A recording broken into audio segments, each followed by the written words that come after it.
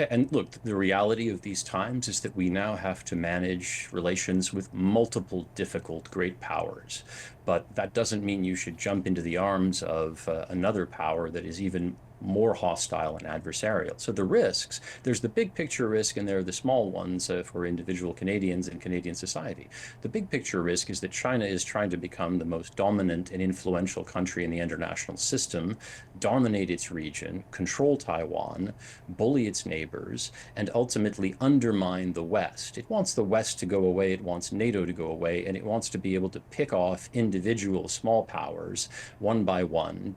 in bilateral deals and arrangements, and coerce them into doing its bidding and bowing to Beijing. It's very clear about that. And anything you do that undermines any kind of alliance coherence or cooperation with like-minded partners, with G7 partners, with CPTPP, with the EU, and even with the United States, no matter how difficult it is to deal with now, that is making things easier for that Chinese agenda.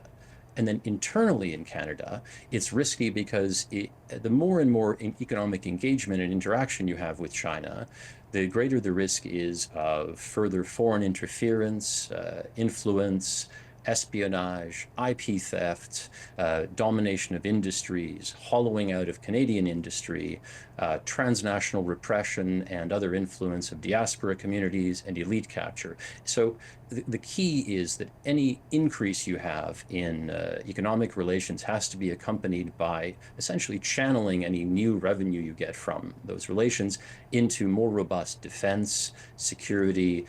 intelligence gathering, and into strictures like investment screening and a foreign agent registry and all kinds of things like that to protect Canadians from the harmful downsides of interaction with China. And the key thing Canadians need to take away from it is it's now imperative that they educate themselves about what those risks are and think about how the country needs to act on them and let their politicians know that they need to do that.